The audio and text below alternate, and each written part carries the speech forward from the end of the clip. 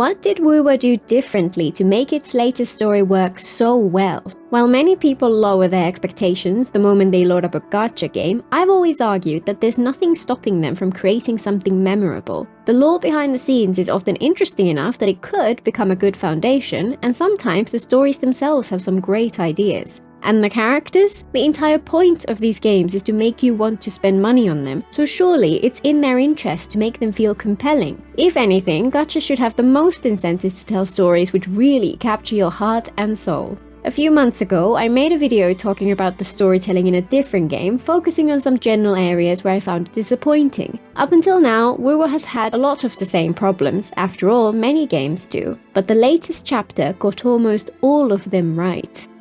In case anyone watching this hasn't played the quest, for the first half of the video I'll keep it spoiler-free and focus on the storytelling, and then move into spoiler territory after that. I might use some footage from later on in the quest, but will mix it all up and try to avoid anything particularly revealing, though it could be worth listening rather than watching if you're worried about seeing what is to come. While this was arguably just the next chapter in the larger Renacita story arc, it's vital for it to hook you in. Each section of a story should give you fresh reasons to care, questions to answer, goals for the characters to fulfill, conflict to resolve. This quest did a great job at this. You only need the barest context in order to understand the basics. In this world, there are godlike creatures called Sentinels and Threnodians. The origins of Sentinels are unclear, but they seem benevolent and their purpose is to guide and protect humanity, while Threnodians are physical manifestations of the darker aspects of human consciousness and are bent on destruction. Each Sentinel or Threnodian can forge a connection with a single person and share their power with them. The beginning of the story presents clear and interesting questions. Some are more about the big picture. Where are Renacita's Sentinel and Threnodian, and why have they been absent for so long? Has the region's religion been corrupted? What is the truth behind the history of this place? The ones which caught my attention, however, were focused on the characters. Who is Cartethyia? Which god is she aligned with? Why was she trapped in the sphere? And is she really as innocent as she seems?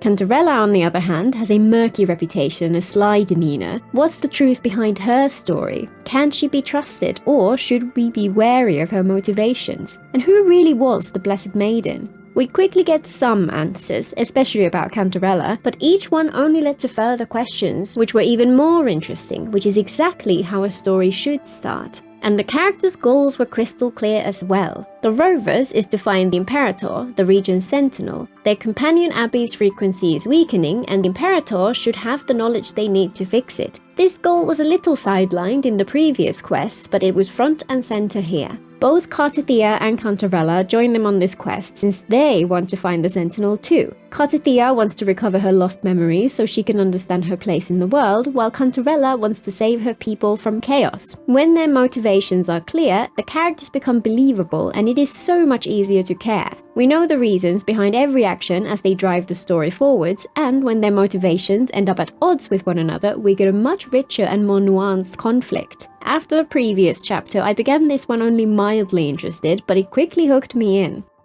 All of these gacha games have an annoying habit of using paragraphs of text to say something which could have taken just a sentence, and then often repeated a couple more times just in case you missed it. While this quest did have some sections which were a little drawn out, the info dumps in particular, most of the dialogue was refreshingly to the point. For the most part, those slower sections fit the pacing of the quest, and since they were providing answers to the questions which had been planted earlier, even those were often welcome. And then, whenever the tension ticked upwards, the conversations were more pointed. It's still far from the most compelling dialogue you'll ever encounter, but if this were to be the baseline for the game from now on, it would absolutely stand out from the crowd. Avinolium, the area we explored throughout this quest, was absolutely stunning. A palace with gorgeous architecture suspended in a dreamlike sky, this whole region is brimming with spectacular views of fantastical beauty. The environmental storytelling here is subtle but so powerful. The buildings are beautiful but broken, their decaying walls and overgrown ruins emphasizing the story's background of a glorious past which has long been abandoned. The world itself is corrupted, and we fight to clear the darkness and find the truth. At first, the palace is scattered and fragmented, with pieces flung far from one another, a fitting metaphor for Cartethia's fractured memories and jumbled sense of self. A pathway as we recover her story sees us reconstruct the palace too. Every step we take towards rebuilding her is reflected in the environment itself as it slowly begins to take shape. By the end, as she remembers all that she has forgotten, the palace is whole once more. And it even extends to the gameplay. The area's unique mechanic is that we can flip the direction of gravity itself, and navigating the upturned world is a visceral echo of how alien even familiar things can become when everything you thought you knew gets turned upside down. Since this whole region is disconnected from the rest of the world, its shape and structure were able to be woven into the narrative itself, and both aspects are stronger for it. And they even made some use of subtext. Subtext is when implicit meaning is hidden in the text but is not stated directly, and it can truly make or break a story. Subtext provides nuance, depth, tension, and character to the dialogue. The friction between what someone says and what they mean can reveal so much about them. For the most part, the dialogue was fairly surface level, but the quality of the voice acting brought enough emotion for all of it to feel natural, and the occasional use of subtext brought enough extra nuance that every conversation felt like it had that extra depth, even when it wasn't really there. The simplest way they did this was by making a character avoid saying something. Often, during Cartethia's conversations with the rover, she would revert to silence, and each time it left space to infer her character. When Rover tells her not to worry about helping figure out whose resonator she is, her silence speaks volumes. Either she's worried, and since that is the driving force behind her actions, she can't just set aside her concerns. Or maybe she's still hiding something, and she's not as trustworthy as she seems. That silence can convey more emotion than any static line of dialogue could have managed, and every conversation which follows ends up feeling deeper too. Instead of just random throwaway dialogue, it comes across as characters trying to keep themselves occupied and avoid thinking too much about their fears, or even just trying to figure out how much they can trust one another. I'd love to see them use subtext more, but of course, it's easy for such things to be lost in translation. I'm just happy that there was enough there on occasion that it made the entire story come to life. Cinematography is one place where WuWa has always impressed me, ever since that gorgeous opening cutscene with the mysterious goddess who gave us our tacit mark and set our journey in motion. In this quest, they took it even further. For one thing, the cinematics were incredible and truly felt like scenes out of a particularly gorgeous animated movie, and yet the transitions from engine to cinematic were almost seamless. Even the more static conversations still felt alive due to the deft use of varied camera angles and close-ups to focus attention and convey emotion. But one thing I really appreciated here was how much of the dialogue happened while the characters were actively doing something else. Instead of just standing around and chatting, they were at least walking around, but there was even variety beyond that. For example, our discussion with Cantarella during the train ride through spectacular landscapes, or the numerous little chats with Cartethyia while gliding through the stunning vistas of Avenolium on our friendly echo boat. Mixing things up like this not only saves time, but it also provides a much needed sense of movement to what could otherwise have seemed like bland dialogue.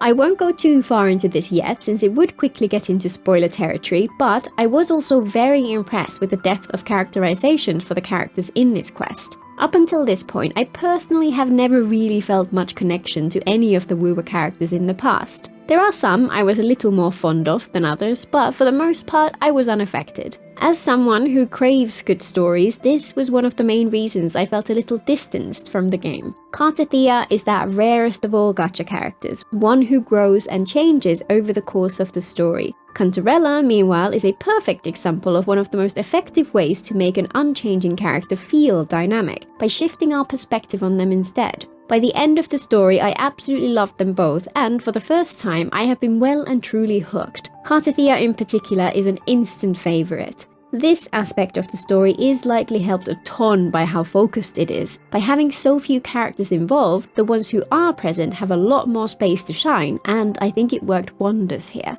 WuWa also has that age-old problem where they have clearly spent a lot of time building up some intricate and complex lore, but have struggled to present it effectively. In this quest, they still had several of those long conversations where heavy chunks of exposition are dropped on you one after another. The lore did suffer from being a little too convoluted at times, and I've seen a lot of people say they struggled to grasp the implications of each new reveal when put into context of what we knew already. However, overall, this was a pleasant surprise for me. I feel like the presentation was a big step up, and they more or less managed to do what I've always hoped for with this aspect of the storytelling. They presented the broad strokes clearly and naturally as the quest progressed. That first layer of depth behind the surface level story was easy enough to grasp, and since a large part of the character's motivation is to discover the truth about Cartethia's past, it was natural to feel invested in finding out more. And, as I always said would happen, once the story got me curious about those answers which lurked just beneath the surface, when they started diving deeper, I was still engaged. They were answering questions that I had already been asking, and for once I followed the lore dumps with interest. As someone who reads a lot of sci-fi and fantasy epics, I love it when stories have deep and interesting lore, but I'm not the type who sits down to read through a world guide. Those books can be super cool, but they're rare for a reason. Instead, I want that lore to be integrated into a compelling story. This quest was one of those rare times in a game like this where questions about the deeper workings of the world felt like they mattered on a more personal level, and the info dumping which followed was infinitely more interesting as a result.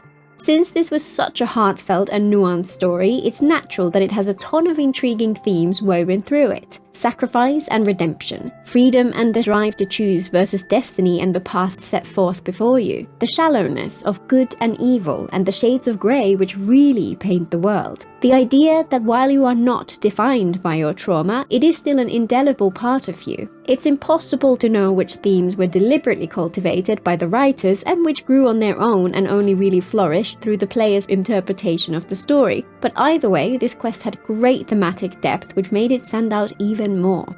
And, of course, consequences. From a high-level, spoiler-free perspective, I'd say this is also a decent improvement on what you'd usually expect from a gacha game. Cartethyia in particular is a different person by the end of the quest than she was at the start, and her growth makes the whole thing feel memorable as a result. It's possible that the events of this quest will have wider consequences, but those will have to wait until the next chapter of the story. Overall, the most important thing is that the story felt like it mattered to the characters involved, regardless of its smaller scope, and it leaves you wanting more. This was a very good story, and while there aren't many objective things I can point to which make it truly exceptional, they got so much of the important parts right that as a whole it was an absolutely fantastic experience. For a long while, I've been on the fence about WuWa's story. I was underwhelmed by much of what we got in version 1, and while the early parts of Renacita were noticeable improvement, I still found myself a little underwhelmed compared to the rave reviews it got from much of the people who played it. I went into this expecting more of the same, and instead got a heartfelt story in a stunning setting with nuanced characters who I quickly came to care about and led up to a spectacular climax. While the lore behind it all can be a little too much, the actual story itself, the motivations of the characters, the actions they take, the conflict they get into, all feels refreshingly human. If this is what we can expect from Kuro from now on, then I'll be thoroughly impressed. Anyway, if you want to avoid spoilers, then this is as far as you should go. I hope you enjoyed the quest as much as I did. So, let's dive a little deeper.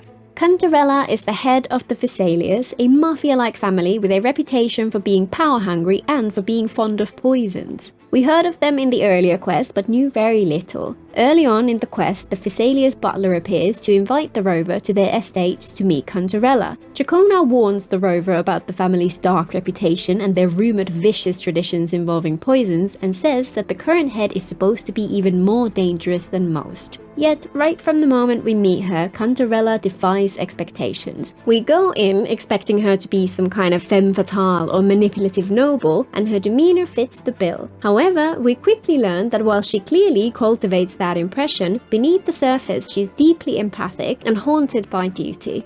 Far from being an antagonist, she wants nothing more than to defeat the Threnodian in order to save Renacita and free her family from its malevolence. The reason the Thessalias poisoned their leaders is to put them out of their misery. For centuries, the heads of the family have been under constant mental attack from the Threnodian, and it slowly wears away at their sanity. Once they're too far gone, it's a kindness for their successor to take their place. They know the truth, that the Sentinel has been corrupted and the Threnodian is slowly destroying society from within, and as a result, they are made to suffer.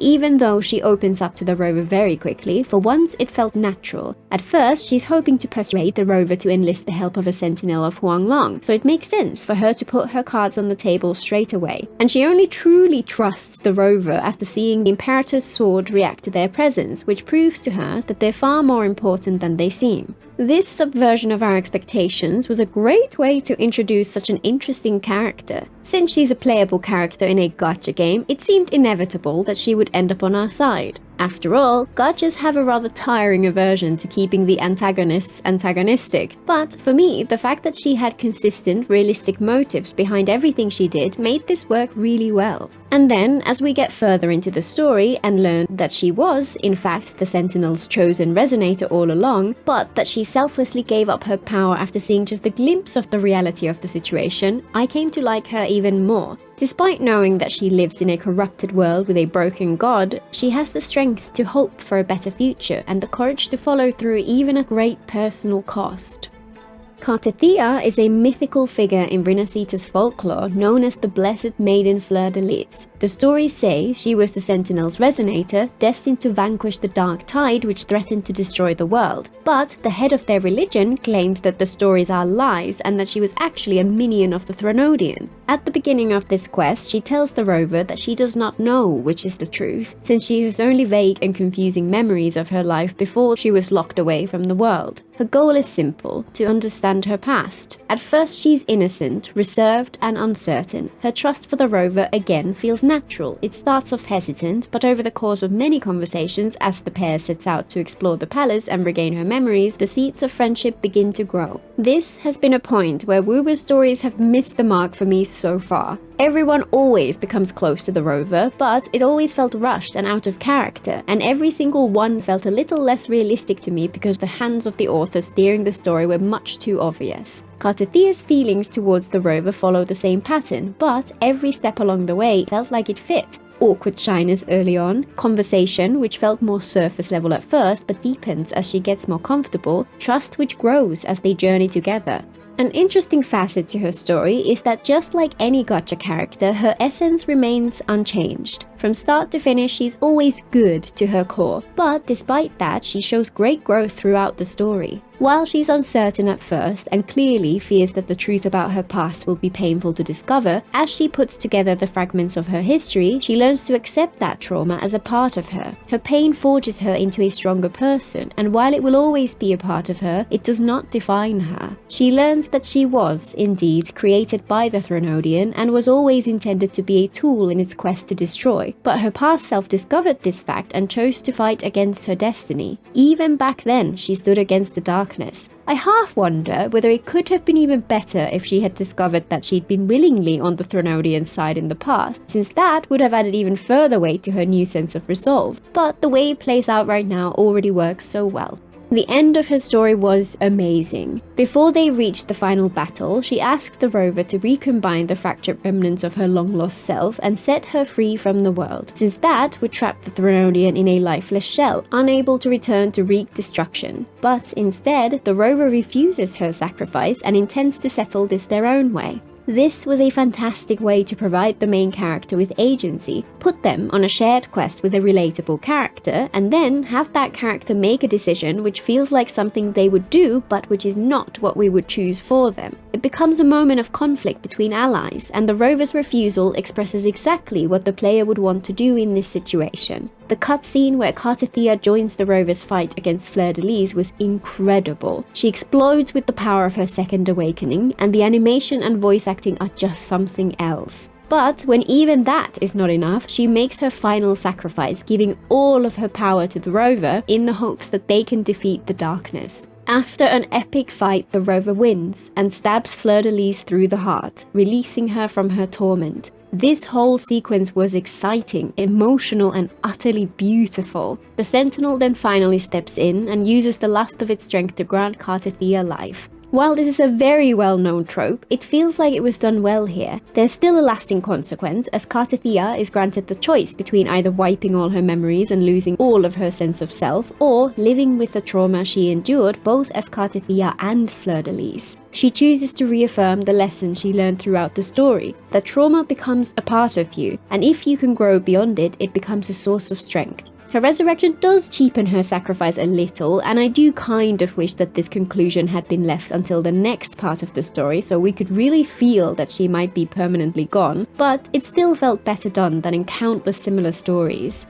Cartethyia's response at the end feels like the perfect conclusion to this part of her story arc. Her new goal is to become stronger than the rover so that she can repay the favor in the future. Her story up until that point was one of reconstructing her sense of self, but at the climactic moment she was dependent on Rover's power. She gave it her all, but even that was not enough. One of the most fundamental facets of her path was her will for self-determination in the face of a past where she was literally created to serve the very force that she wants to defeat. So now that she's looking towards the future, it makes so much sense that she would wish to take that growth even further. Overall, I found her story moving, and she's far and away my favorite character in the game. While the quest's focus was on Cartethyia and to a lesser extent Cantarella, it's also worth touching on two other characters. Ciaccona's introduction at the beginning of the quest was great. She already stands out as one of the more vibrant characters in the game, and her forte ability was a great way to both refresh our memory and launch into the rest of the story once our vision was gate-crashed by Cartethyia. Her gleeful spreading of rumors about the Thessalians was also perfectly in character, and the only real complaint is that she was there for such a short time. I'm excited to see more of her. And then there's also Cadanto, an Echo whose story was surprisingly moving. He was Cartethyia's first Echo after joining the Order. He trained with her for years, but died saving her life during the fight against the Dark Tide. He returned as a tacit Discord, and even then he defended her sword to the end. Outside of those two, this story was very focused, and while that can feel a little odd for a main quest in a gacha game, I think it was a good direction to take. A recurring complaint I have about gacha storytelling is that while they have intriguing themes in theory, they fail to explore them in meaningful ways and outright avoid morally complex questions. This quest manages to break that pattern. Take freedom and destiny, for example. Cartethyia's backstory is a rebellion against the destiny she was created to fulfill, and her present self reaffirms her choice. Cantarella spent her entire life working behind the scenes for the good of all and refused the easy answers in the hope of finding a solution which would lead to a brighter future. Even Cadanto touched on this in a way, his story emphasizing the futility of someone trapped by what they see as their purpose in the world and the sweet release that can come from letting your supposed destiny go. Freedom isn't about grand speeches and epic fights against evil. It's about the quiet, resolute refusal to let the forces of the world determine who you are and what you should do with your time on this world. And while it was not the main focus, the exploration of good versus evil is refreshingly nuanced. While the foundation of the story is the struggle between the purest good and the darkest evils of the human psyche, the things we learn and the forces we fight turn out to be far more nuanced than you might expect.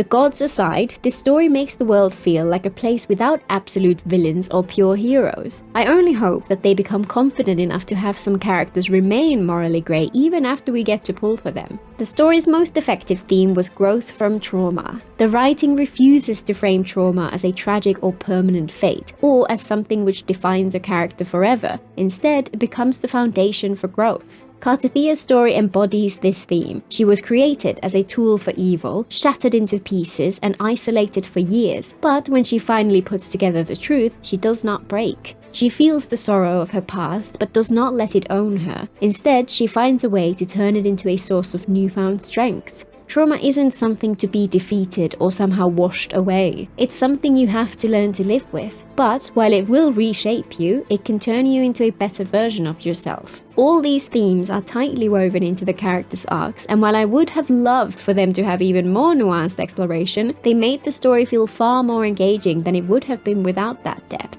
I feel like there was some room for improvement when it comes to the gameplay parts of the quest in Avinolium. Clearing out the corruption and then finding your way to stomp the sword platforms to knock huge chunks of buildings back into alignment was a nice idea to begin with, but it dragged a little by the end. I'm not sure what they could have done to spice it up, and the story was compelling enough to keep me going, since I always wanted to know what would happen next, but to me it did feel like it was missing something. It was also a little annoying to have repeated fights with only Spectro Rover available. Ever since I started playing Genshin, I've been crying out for these kinds of sequences to let us switch between multiple elemental versions of the main character, since at least then there would be some depth to the combat. So imagine my elation when, during the fight with Fleur-de-Lis, we were finally given that chance. WuWa's combat takes that idea to another level, since the types of synergy it provides actually dovetail really well with the combination of different rovers, and I really enjoyed that part of the fight. I understand why they won't let us have rover-only teams in the rest of the game, but please, Kuro, let us always fight like this during story quests. It's just perfection.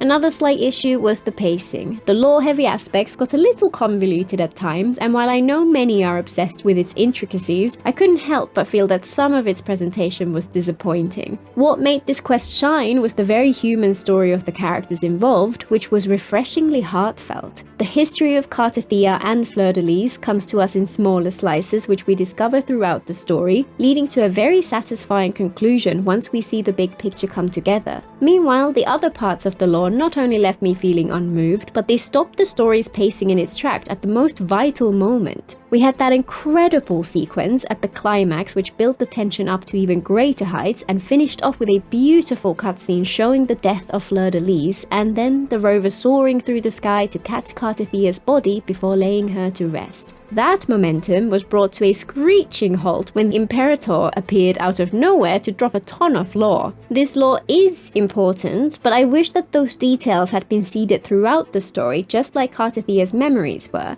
Imperator's appearance at the end would then have felt like a satisfying answer to the questions those details would have raised, and the conversation would have been both shorter and more impactful. Perhaps this could have been a way to make Cantarella's investigations feel more important too, since she could have gone off to follow those breadcrumbs about the Imperator while we unsealed the lost memories. The story as a whole would of course be stronger if we got to spend more time with these characters, since that could have let their relationships grow at a more measured pace and provide much more space for gradual exposure to the lore, but sadly, gachas have struggled to nail that more satisfying style of storytelling over longer periods of time. While this wasn't a groundbreaking story by any means, and it didn't have world-shattering stakes or mind-bending twists, for me, the quality of the storytelling made it stand out. The narrative started strong, moved at a good pace, and ended with absolute cinema. The motivations of the characters were compelling, the voice acting and animations were fantastic, and we got to see some genuine growth for once. And even for those of us who didn't quite follow the convoluted lore at all times, we got enough information to understand. I am finally excited to see where the story will go from here. While I loved the more intimate focus in this quest, it'll be fascinating to see the other characters from previous quests grapple with the implications. And of course, I cannot wait to pull for Cartethyia. Until next time!